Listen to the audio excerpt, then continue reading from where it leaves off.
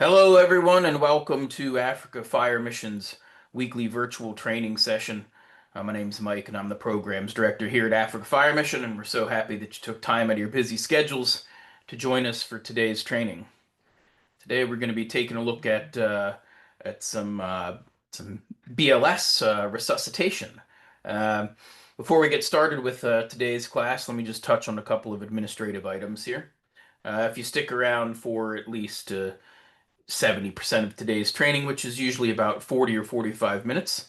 You'll get a certificate of attendance for today's training session. Uh, if you get cut off or you can't complete today's training, we do have some other options for you. Encourage you all to take a look at our webpage, www.africafiremission.org. Go up to the resources tab and click on training materials. There you're going to find links to a lot of free training resources for you, where you could register for these weekly training sessions, as well as recordings of our training sessions from all of our trainings from this year and from last year. They're available there. If you go to check those out, follow the link. Um, there's a link there for a Google Drive. If you go to that folder and watch the video, answer a few questions to let us know what you've learned, then we'll be able to get you a certificate of attendance for those classes as well. When we get finished with today's class at the top of the hour, we're going to transition into our tea time. Tea time is a place where you can ask a few questions about today's training. It's also a great opportunity for you to network with some of the other firefighters from throughout Africa, talk about what's going on. So if you have the time in the bundles, I'll encourage you, at the top of the hour, to stick around and join us for that tea time as well. We've got our instructor here. Richard, are you ready to go there? Yeah, good afternoon. Good morning, Mike. Morning. Good afternoon, everyone. Hoping everyone is good. Yeah, we're good to go. All right, go ahead, Richie. Thank you so very much, everyone, for finding time and coming to join us today. So we're going to learn some very basics, like the things we always say, like in firefighting. Hoping everyone can see that. Yep, just click start show yet. Like that. Perfect. Good. Now we go on. So today we're going to deal with basically first aid on a part of resuscitation, or we call the cardiopulmonary resuscitation. It's something that will always happen with, it can either happen to anyone.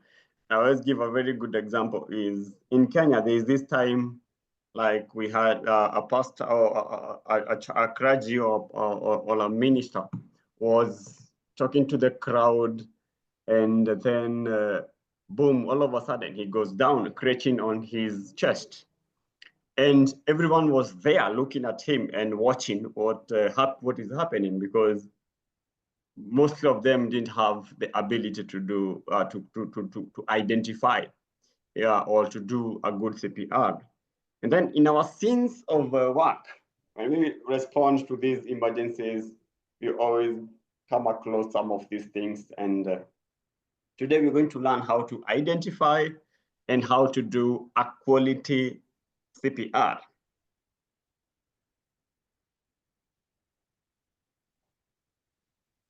So basically, everything goes back to what we learned last time, some few lessons ago, where we always say one thing: it's we look at the airway, breathing, circulation, any disability. When you go to scenes, to our scene, to attend to a mass casualty or a road traffic accident, we know, like we always back in our mind, we know, like we need to check if the patient is breathing, yes or no. So if the patient is breathing, it means air is getting in and out. How do you check the airway? When you're going to a scene, you always call out, like, anyone who can hear me, please tell me where you are. normal person, when the airway is open and patent, they will always talk. Then we check for circulation. This is where the blood is flowing. We know, like, basically the blood should be flowing around the body, not outside the body.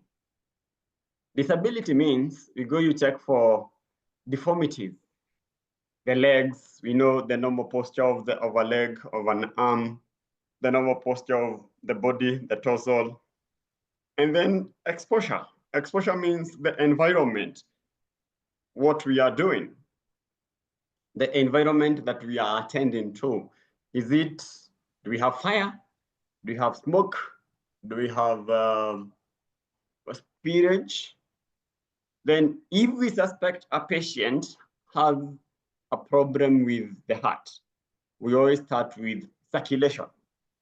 Check the circulation. You see someone fall down and then they can hold or they can crunch on their chest. The best thing the thing that comes into your mind is like, let me check. Is there any pulse? There is no, like, in our hand.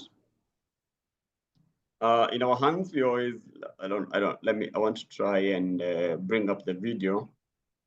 I don't know, yeah, sure, that it is. If you focus on my hand, like, there is always,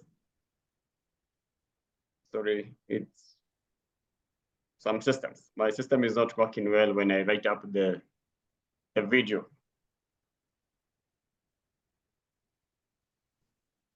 So you only check for some few minutes or some few seconds, not more than 10 seconds and not less than 5 seconds. That is where we are going to see if the pulse is present.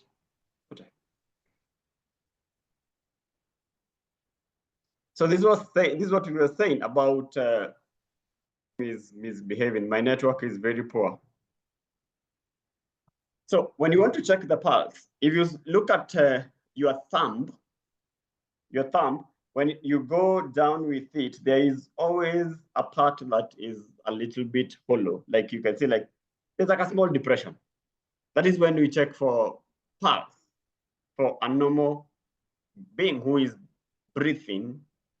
When an individual is not, you can feel light on the earlobe. You go where there is a joint, and then you go down a little bit where there is also a kind of a depression. You can hear some pulse. Can anyone hear that?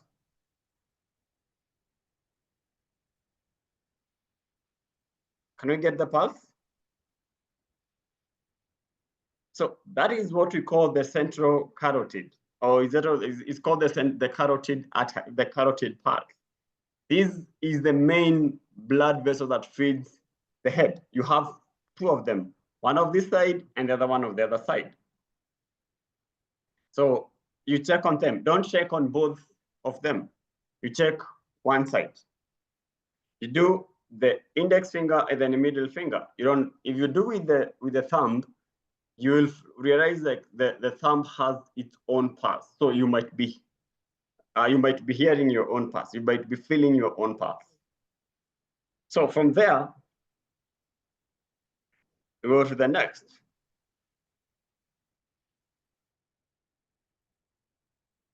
All right, let me jump back in here. Richie's internet kicked out on him. Give me just a moment here, and we'll get back into it. So, taking a look at what we've got here, looking at those slides, right? We're talking about, checking the airway. We're using that ABCDE, right? Airway, breathing, circulation, disability, and exposure. If we realize that they're in cardiac arrest, which is what Richie was getting at there, where we don't have that pulse, we've checked we've tried to check the pulse. We've got no circulation. Then we're going to change that sequence a little bit. We're going to try to take care of the circulation, then the airway, breathing, and disability and exposure. Okay, so we don't want a lot of time passing there between the between the uh, time that you recognize we've got to start treatment and then actually treating those people, right? We don't want to delay there. So Uh, get to work right away with what you're going to do. Why? Why is it so important to go there that quickly, right? Um, you start losing brain cells whenever you're deprived of oxygen. Okay, so timing is really critical. You can see that chart there. Um, you start to get some cardiac irritability in that first minute. Once you go 4 minutes, you can go about 4 minutes. They're saying brain damage not likely there. All right, but then. Um, Between that 4 to 6 minutes, now we're looking at, yeah, there's possibly going to be some brain damage there. If you're going without oxygen for longer, 6 to 10 minutes, brain damage is very likely. Um, it's irreversible. It gets to that irreversible point more than 10 minutes without oxygen. So we've got to get that oxygen uh, moving through the system, right? So if they don't have that pulse, we're going to do that artificial ventilation. Maybe that is breathing, rescue breaths, or using the compressions. We're going to try to get that heart pumping. Okay, get that blood circulating through the system, so that we can continue to keep that oxygen to the cells, to the brain, things like that. Okay. So what are we talking about here? Of course, this is CPR, cardiopulmonary resuscitation. Um, uh, so this is sort of an overview. If you've had this training before, this is sort of a refresher. If you haven't had this training before, this is going to get you sort of into that mindset, right, of how this stuff works. Um, uh, but the idea behind this isn't that you're going to go out, and do CPR, receive that training that involves practicals and things like this. But what is the CPR? It's doing that artificial ventilation. It's doing that circulation when they don't have a pulse, right? You're going to open up that airway, the jaw thrust, the head tilt, chin lift. Okay, do 30 chest compressions, nice and deep. Um, about 100 to 120 per minute to circulate the blood, and then administer two breathings, two breaths after your 30 compressions, watching to make sure that that chest is rising, right? That's your basic CPR. So we'll get into that a little bit more. You're going to identify that and begin those basic life support, BLS's basic life support, ALS advanced life support. Uh, BLS can maintain things for a short period of time, right? So for the CPR to be effective, we need to get into it right away. We need to identify it very quickly. And then once we get into it, we'll start doing that. BLS only is good for a little bit of time, right? They need this advanced life support. They need to get to that better critical care level. ALS provides things like cardiac monitoring, IVs, okay, using airway adjuncts, ways to mechanically help keep that airway open. All right, so there's lots of different options there, but if you do it properly, your basic life support that you're doing, it can maintain that. You can maintain life. You can keep them going for a little while until you can get those advanced life support started. Okay, so this is sort of the chain of survival here, right? This is the ideal sequence of events, right? So we recognize that they're having a problem. We're calling right away for that advanced life care, or that life support to come, right? Um, we're using high quality CPR immediately. As soon as we can get into it, high quality CPR, proper depth, all that sort of stuff. Rapid defibrillation, right? Using a AED. If the heart rhythm is shockable, if it's in a heart rhythm that you can treat with a shock, applying that, and then getting that BLS and EMS started and taken into the advanced care, and then so of course the post-arrest care as well, right? So making sure that we hit all of those steps. We start with that high quality CPR. We got the blood and the oxygen flowing to all the organs. If we get that rapid defibrillation, we get that heart rhythm shocked back where it needs to be quickly.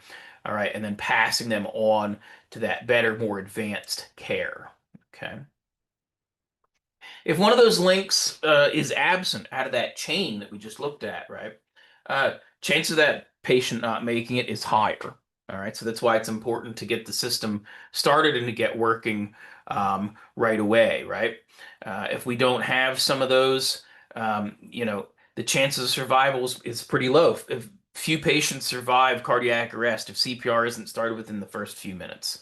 Okay, soon as we can, you want to get that IV or that IO started. Advanced life support's getting those things started so that they can establish, you know, a route for to adding fluids and medications and things like that. So there's lots of these other advanced actions that need to be taken in order for successful resuscitation, right? Components of CPR, you know, here's sort of this whole uh, cycle, right? You're going to start with your your your chest compressions. If you've got oxygen, putting that on. If you have access to an AED, you know, uh, hooking up that AED. Those AEDs typically have a voice that tells you what's going on, tells you to do compressions, or tells you when to stop, tells you when it's analyzing and things like that. So it gives you sort of the opportunity to help you along as you're going through this process. You're doing 2-minute cycles, nice deep compressions. We're talking, 2 inches deep compressions. And if you've got those other ones, of course, you guys aren't going to have necessarily have access to some of the other interventions, but keep going there as you do that until that more advanced care comes and takes over, whether that's to tell you to discontinue because the efforts haven't been working, or you've got, a successful resuscitation, or turning it over to someone who's going to continue that care further on down the line. Okay, so like we do on every incident that we get called to, we're doing that scene safety thing, right?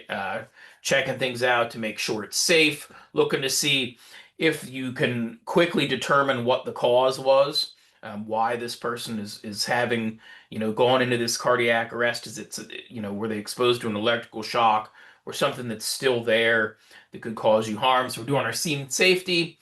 How many patients do we have? Do we need extra help? Is there some bystander there that can tell us what happened that might be able to help us with it? Is there trauma? You know, what do you need? Okay, so we're figuring all that sort of stuff out.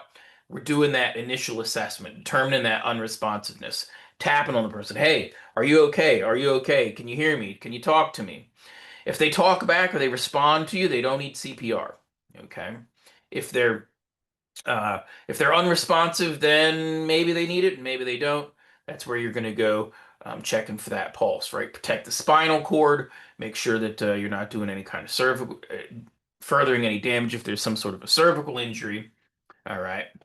So uh, again, get the phone out, make that call to the ambulance, put it on speakerphone so you got your hands free where you can begin to work. Uh, Basic principles of this, your initial BLS coverage here.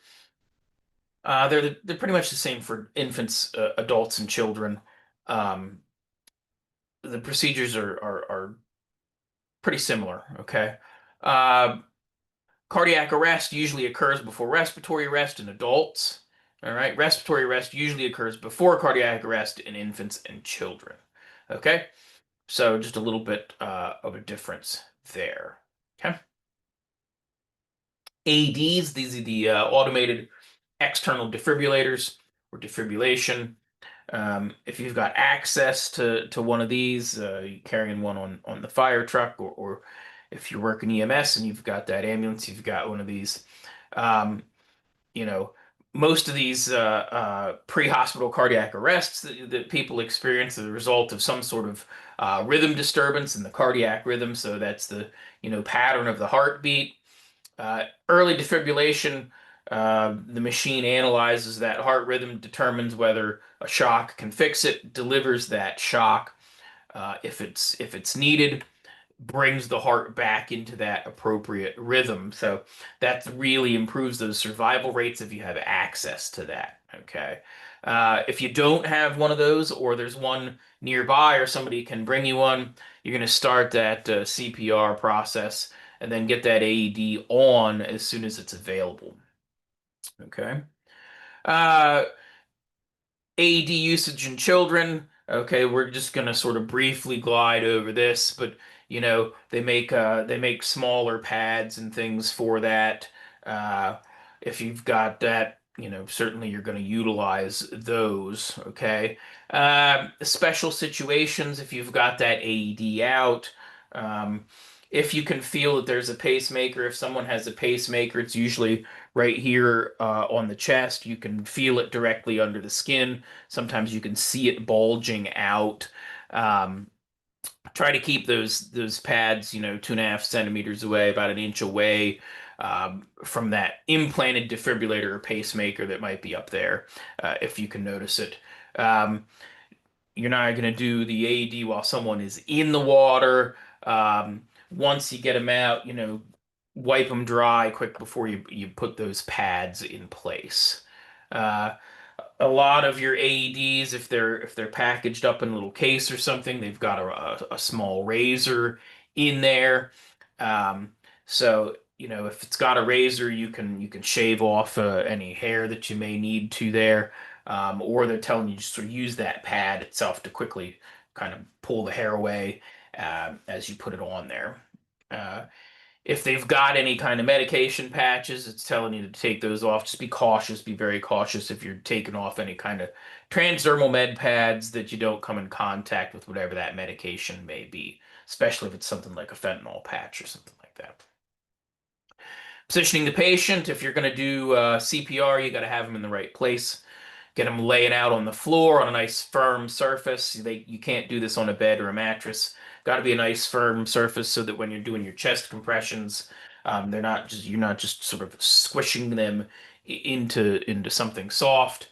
Okay, make sure there's enough space where you can have two people hanging around to do the work, to do the breathing, use the AED, that sort of stuff.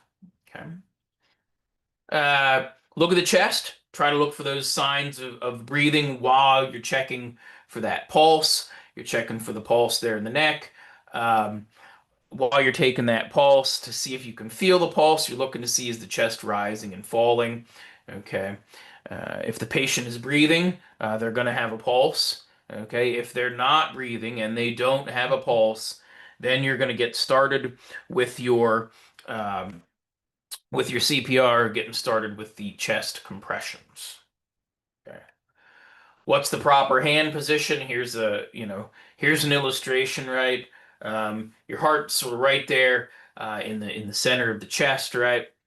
So you're putting the heel of your hand on the sternum of the chest. Okay, locking your elbows, placing your body weight up uh, over top of getting your weight up over the top of your hands so you can use your whole body weight to press down. Okay.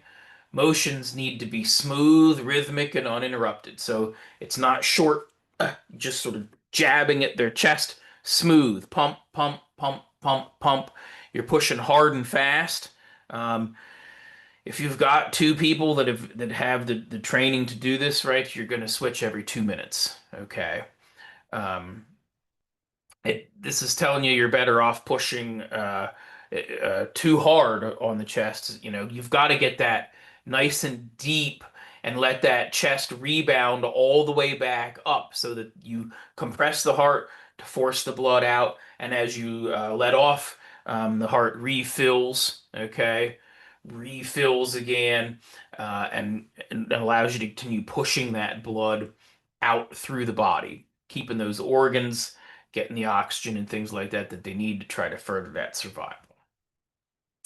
Opening the airway, all right. When you're ready to give those breaths, we're going to do the head tilt chin lift.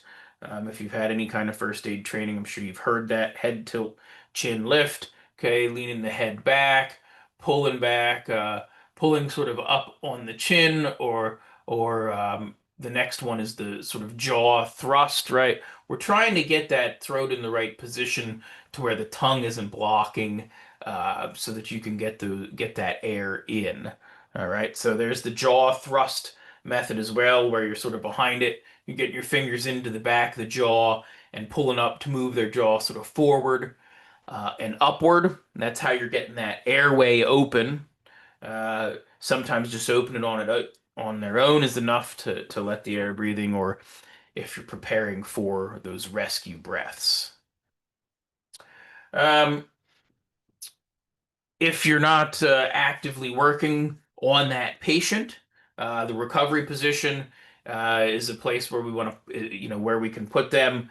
It provides, makes it so that they don't experience some complications. Sometimes it'll make it easier for patient to breathe on their own. It helps them to maintain a nice, clear airway if they would happen to vomit or something like that. It's coming out and it's lowering the chances of aspiration.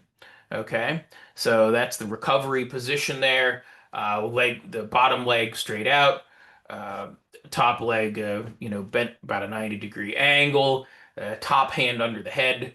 Okay, keeps everything in the nice position, what we call the recovery position. All right. Super important, right? Patients not breathing. Um, if they get then so lack of oxygen, right? Hypoxia. If they're not breathing, then they can get a buildup of carbon dioxide in the blood, lethal conditions. So we want to do that. We want that patient to be breathing, or we want to try to get those. Um, we want to try to provide that breathing for them. Ventilation should be delivered over 1 second, so it's not a quick burst of air that we want to force into them. That um, uh, the breaths over the period of a second prevents the air from getting forced into the stomach, where you're just sort of blowing up their stomach with air, and it's not going into their lungs where it needs to be. Providing these artificial ventilations. If you have some sort of a barrier device, of course you want to use that, some sort of a CPR mask or something like that. All right. If in this particular illustration, you've got the bag valve mask, if you've got access to one of those, okay. We don't want to do too much of that excessive breaths, right? Um, Hyperventilating too much, whether too fast or too forceful, can cause its own sort of further complications. I'm going to be cautious about that. I don't know if you'd see many of those. If there's a stoma, which is where someone sort of has this breathing comes from this hole in the neck, right? Not through the mouth. You're using that for your ventilation point. Probably don't come across a whole lot of that. Um, it's somewhat unusual, okay? Gastric distension, this is what happens if you're hyperventilating the patient, your breaths are too forceful or too many. So be cautious to that. When you're giving those breaths, you want to see that the chest is rising, not that, sort of their stomach, the lower part of their abdomen is inflating. Okay, so slow, gentle breaths helps to prevent that, and there are complications if you're doing that incorrectly. So, just sort of keep a check on that. When we're trying to do this resuscitation, um, one rescuer versus two rescuer. If you're doing it by yourself, you're going to do a continuous cycle. You're going to do 30 chest compressions and then two artificial ventilations. So good quality chest compressions over the top, 100 to 120 compressions per minute. You're going to do 30 compressions, count those out. So, once you've done those 30, overhead tilt, chin lift, jaw thrust, whatever you need to do to make sure that the airway is open, two breaths, hopefully using that barrier device, rate of 30 to 2. That's if you're on your own by yourself. You're working together with a trained partner. Of course, it's going to be much easier, less tiring. You can do more efficient and more effective chest compressions. Um, Switch rescuers, right? Don't try to do it all on your own. Um, uh, you can get quality compressions when you want quality compressions. You don't want to be tired or exhausted, so switch off so that you can stay fresh. so that you continue giving those quality compressions, and we do that quality CPR. While you're not doing those compressions, your other person, what are they doing? Maybe they're getting the AED ready. If you've got those airway adjuncts, you're trained to that higher level. Of course, they're talking about putting those in, but prepare that airway, get ready to give those breaths. Okay. So one person's doing breaths, the other person's doing compressions, and you're trading off to try to not get fatigued. All right. Um, use your sort of use your team, as you can, as many people as you have there and that are trained to do it, sort of rotate through the different positions. Be sure you've got a team leader who's sort of directing people what to do so we can stay organized. Um, you know, work together as a team to make things go a little bit more smoothly. All right. Uh, Team member roles here, right? You've got a ventilator. That's the person giving the breaths or using the bag valve mask if you've got one. The active person who's doing your chest compressions. You've got somebody that's on deck, so that's the next person that's going to rotate through. All right, so you see how we're sort of setting up that team if we've got it available. So maybe you've got your whole fire crew trained on CPR, utilizing everybody to give the most effective CPR that we can here. Okay. And then putting somebody in charge who's your team leader that's going to coordinate what to do. They should know, you know, be sure they're sort of experts at all the steps, right? How to perform it so they can watch, correct people as they're going, and making sure everything's done at the right time in the right sequence. Post resuscitation support, what's needed afterwards, right? Um, if you've got that rhythm restored in the field, so you're doing that CPR on someone and they get their own pulse back, right? And you get them revived. Um, what do we do next? Well, they've got to be transferred. We've still got to take them back. It's not like you're going to do that CPR and they're back and feeling okay. They're still going to need some advanced cardiac care from a hospital. Um, if you have the ability, they're saying check the blood glucose level. It's more of a EMS, BLS type of thing. If you've used the AED in this process, leave those pads attached. They may go back into arrest again, so you want those pads attached and ready to go. Okay. Make sure that they're capable of continuing to ventilate on their own, right? Supplemental oxygen, if it's available, would be great. A couple of these other parts are getting a little bit more sort of complicated than what we want to get into um, at this particular level, but there are more advanced interventions that come. A couple of different assistive devices that are available and out there. We're not really going to spend a whole lot of time on these, but there are um, some different devices that are coming out that you can use that providing chest compressions and things like this.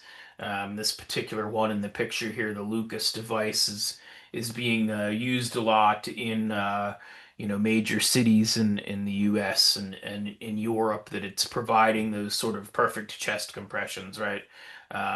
It attaches on there and does the compressions for you, leaving you open to do all of your other different interventions, right? So pretty neat what's out there and what's available. When we're talking about children and infants, so the pathway is still the same, but the causes of their needing the CPR are a little bit different.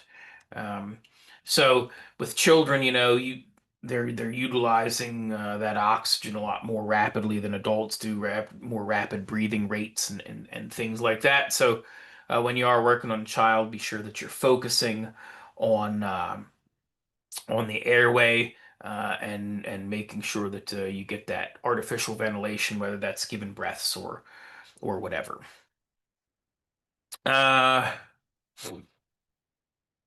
Children, same thing, determining responsiveness. You know, never shake a child to determine responsiveness. So be careful how you're doing that. Um, you can be a little bit rougher with an adult to try to check for responsiveness, using the sternum rub, okay, where you're using your knuckles on the sternum to try to get a reaction, okay. Uh, if the child's unresponsive, just like an adult, we're going to move directly into that CPR, getting into those chest compressions right away. Okay, calling for extra care. All right. How do we tell if there's a if they've got a pulse? Of course, we can um, look at the chest, right? Do we see the chest rising and falling again? If we see those signs of breathing, by visualizing it, right, by placing our face close to their mouth and nose to see if you can feel that breathing. Um, if they're breathing, then they will also have a pulse, so you don't need to start that CPR. Okay. You can check the pulse at the neck. With children, you can also find that pulse in one of the large central arteries. So the femoral artery that runs down on the inside of the leg on a child, um, you may be able to find your pulse there.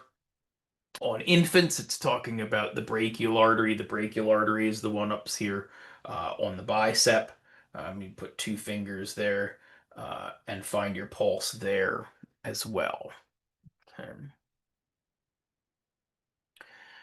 Chest compressions with an infant, a little bit different than adults. We're not going to get in that big position with our full weight over top of ourself. For an infant, you can use two fingers to compress the chest. So whether that's laying down on a hard, flat surface like they're showing, and using your two thumbs to make those chest compressions on the infant, or holding the child with your hands wrapped behind them and using your thumbs to make those chest compressions. Okay, and then coordinating those chest compressions with making sure the head is in the appropriate position, opening up the airway, and combining that with the breaths as well. Uh, Foreign body obstructions, right? Maybe we have that pulse, but we've got no breathing. Foreign body obstructions in the upper airway. With the smaller, with the children, with the infants, it's common. Uh, Putting objects in their mouth, uh, getting something stuck in the throat. It's pretty common. You're going to use those same techniques that you can do the head tilt chin lift. Or the jaw thrust. Okay, try to uh, try to keep that upper airway open. All right. Um, if they're unresponsive but they are breathing, all right, you can just put them into that recovery position that helps them maintain that open airway and lets um, anything that anything that may come out comes out so that they're not inhaling that into the lungs with an aspiration or something like that. Okay. So, uh, you know, head tilt chin lift, we talked about those. Be cautious if you suspect a spinal injury when you're doing any of those. Infant and child still with the rescue breathing. If they've got a pulse, you want to just give one artificial breath every 3 to 5 seconds. Okay, over a 1 second time period. One, two, three, four, five. Breathe. One, two, three, four, five. Okay. If there's no pulse, we're using that 2 breaths to 30 compressions again, working that cycle. Okay. When we're in this cycle of doing our CPR, when do you interrupt that, or when do you stop that cycle, right? Um, you want to continue doing that CPR until you can get to a higher level of care. So provide whatever transport is necessary. If there's no ambulance available, for whatever reason you can't get a hold of one, um, and you're arranging for your own type of transport, you're going to try to continue doing this CPR continuously until you get them to that advanced care, the hospital, or can rendezvous with the clinic or an ambulance or something like that. Okay. You want to keep that flowing with the compressions and breaths. You really don't want to interrupt that for any more than just a few seconds. We want to keep that continuous flow going, trying to keep that oxygen going to the organs and things, trying to continue to maintain uh, uh, life, right? Making things, increasing the chances that they're going to survive the incident, right? um, Maintain, uh, keep doing those chest compressions, at least 60% of the time they want you doing those chest compressions, right? When shouldn't we start CPR? Some of the obvious um, things are, if the scene's unsafe, if it's too dangerous or hazardous, there's no way that you can um, safely begin to do that CPR because of the hazards that are around. Obviously, you're not going to do that there. Um, if there's obvious signs of death, you're not going to begin CPR either. Obvious signs of death, rigor mortis, right? With the body, rigor mortis is when the body stiffens after death. So, if they're completely stiff, that's a sign they're in that rigor mortis and they've been deceased for some period of time. Um, the picture there shows what's known as lividity. Lividity is where the skin gets discolored because the blood pools down at the bottom from a lack of circulation. So this particular individual was laying on their back, right? When they passed, the blood settled in there. So you're seeing that lividity. That's a sign, obvious sign of death.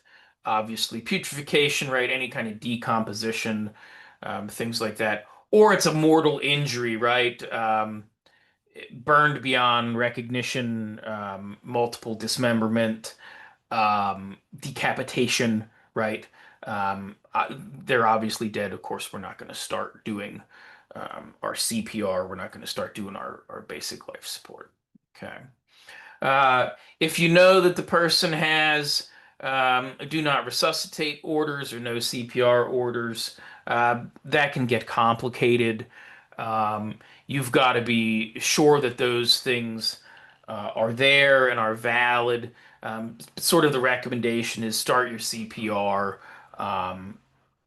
If you doubt at all that they don't, that they may not have these or something, start it, right? Start the CPR. When do you stop CPR? Okay. Once you start it, you're going to continue until the patient starts breathing and has a pulse, right? So if you're doing those chest compressions and when you stop doing those chest compressions to move over to give you rescue breath, the person breathes on their own. We know we've got the pulse back, right? If the person's breathing on their own, that means they've got a pulse as well. So we can stop doing the CPR. If the and this is a acronym STOP, right? So S, the patient starts to breathe. T, the patient is transferred to another trained responder. So you're getting tired, someone else takes over compressions. Of course, it's okay to stop then. Or if you're passing it on to someone else, maybe that works for an ambulance service or some sort of advanced life support has arrived. Okay, when you're transferring it to another patient. O, stop, you're out of strength. You're just physically unable. If you just physically can't do the compressions anymore. You can't do the effective compressions anymore. You should stop. Giving improper compressions is worse than not. I shouldn't say worse than not giving them at all, but it's not helpful, right? So if you're physically exhausted, you can't give those quality compressions anymore. You can stop. And the last one, P, physician. Okay, someone takes responsibility for the patient or directs you to stop, right? Says, this is it, declares the death. There's when you can stop doing CPR. Okay.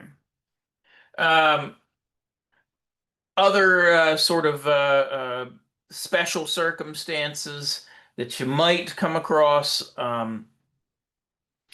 If the person is not breathing, is unresponsive due to an opioid overdose, um, there are uh, there are drugs available that treat that. Um, I'm not sure how readily available they are. Naloxone, Narcan are some of the trade names for these. They're reversal drugs for narcotics.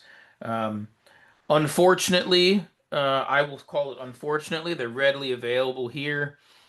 In the US, there's a lot of abuse of opioids.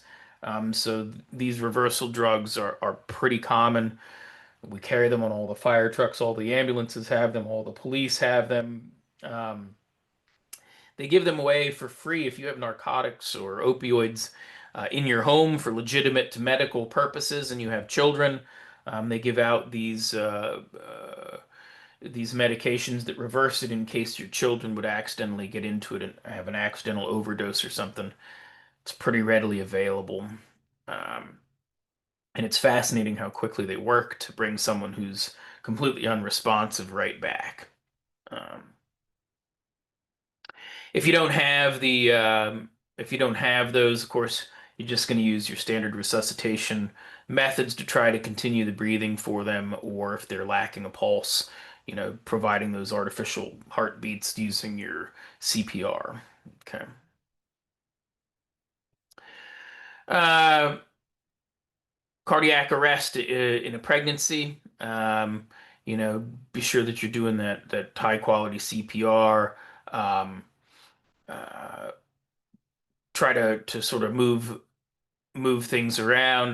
Very special circumstances. Hopefully, you don't really have to engage in that, right? Be cautious where the placement is, and if you can sort of move things around to get better access to that chest to provide that CPR, so you're not pushing down on the uterus of the child. Then I want you to try to do that. Okay. If you've got this CPR training, right, these are what we would call a perishable skill. Okay. If you've received CPR training, it's something that, at least every 2 years you should be doing that refresher training. Here, my fire department here, we're doing CPR and first aid refresher training every year. Okay, so it's an annual refresher training to keep you up on that. If you have access to the training mannequins, those are really helpful in providing that high quality CPR. Practice them frequently. If you've got access to one of those training dummies, you want to use those things. Wear them out. Use them as often as you can to practice that. Make sure you're getting that good high quality education. And also, these skills, as you all as first responders, it'd be great for you all to have these resuscitation skills, to have the ability to provide that basic CPR. But it's also really important training for members of the general public to have as well. Um, in a lot of places, they're teaching CPR, and some of these first aid classes are being taught in the schools. Um, Many high schools here in the U.S., it's a requirement of completing high school is that you've taken those types of trainings. Uh, and For the lay person, there are different versions of that training, right? So we also have available, we teach just a compressions only CPR, where you're just providing those um, good effective compressions and the rise and fall of the chest while you're doing those compressions. Um, it's been found that that can provide enough, a very minimal amount of ventilation that can help to keep that patient alive. So for your untrained responders or your bystanders, the compression-only CPR is a training that's offered out there and available to the public. So, uh, was just sort of a brief overview of of some resuscitation techniques, an intro to that CPR. Um, you're checking as a quick review, right? You're checking for that airway, breathing, and circulation. Um, uh, if the patient is breathing, that they also must have a pulse. So we're checking for that breathing. If we find that they're in cardiac arrest, we're going to begin that CPR, right? We're going to switch sort of modes there to address the circulation. First, to get that heart pumping. Um, 30 compressions to 2 breaths. Trading out, if you've got somebody that can trade out doing those compressions, we'd like you to trade that out every 2 minutes so that you stay fresh and that you're doing effective compressions. Those compressions about 2 inches deep. We want to fully compress the chest. We're squeezing the blood out of the heart, pushing it through the body. When we completely release from the chest, right? Allowing that blood to fill back up in the heart, and we're just pumping that heart sort of for the patient on their own. So again, this is just sort of maybe it's a refresher if you've already had this training. It's a brief introduction to what you could expect to learn in a CPR course if you take one of those. Um, we don't want you to go out there and utilize these skills until you've practiced them hands-on. Typically, there are local organizations available that offer these trainings. If you've got a Red Cross organization in the country where you're working, they typically offer these trainings. If you've got a Red Crescent organization, they offer these types of trainings. Just a little bit of a brief sort of overview of what you would do to get started there. What I think I'll do here is open the floor for any questions that you might have. Um, Keeping in mind this was just the sort of a brief overview of how to get that process started. So we'll open the floor for a couple of questions. You could drop a question in the chat. You could use the raise hand feature. Um, or just go ahead. I think I've got the settings adjusted. You should be able to unmute yourself. We'll leave the floor open for just a few minutes before we transition into our tea time.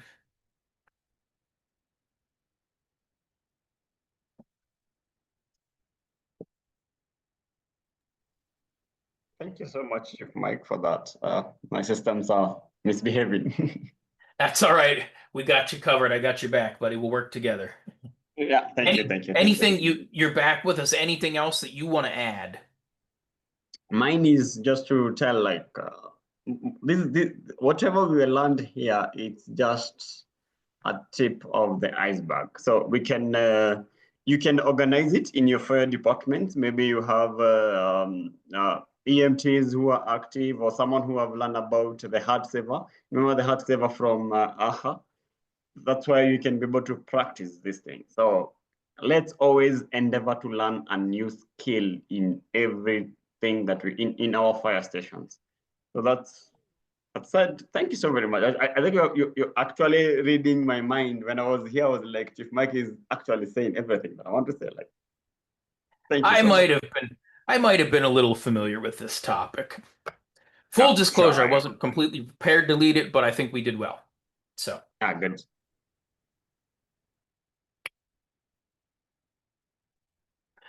Any other questions or comments before we wrap up sort of the formal portion of our training?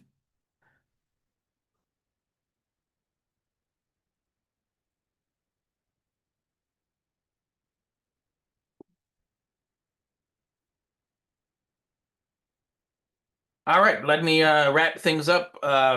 Richard, thanks for being here, trying to get us in, but we got through it. We worked it together. Um, I understand those network issues, so all is good. Thanks to all of you folks that didn't have network issues and stuck around, that used your time and your bundles to attend our trainings. We don't take that for granted. We really appreciate that you're willing to join us each and every week to better yourselves so that you can better serve your community. Y'all are making the world a better place by what you're doing, and it's much appreciated. So thank you all for that as well. We have plenty of seats available here. If you know of someone that might benefit from this training, feel free to share that registration link. Where do you find that registration link? Great question. You can find it on our website, www.africafiremission.org. Go to the resources tab under training materials. There's all sorts of free materials there, um, recordings of our trainings, all sorts of good stuff. Check it out. Go down to some of the in-person trainings. There's some materials from in-person trainings. If you didn't attend those, check out some of those folders. There's some great presentations and extra information there. These are all free resources that are available for you. There's also fire prevention curriculums, tools that you can use to help do fire safety assessments within your community. All those resources free and available to you. Please get on that webpage and check those out. If there's anything that Africa Fire Mission can do to help you out in your job, just let us know. You can reach out to us through that webpage or reach out to me, and I'll see what I can do to assist you. Thank you all one last time, and I hope to see you all again next week.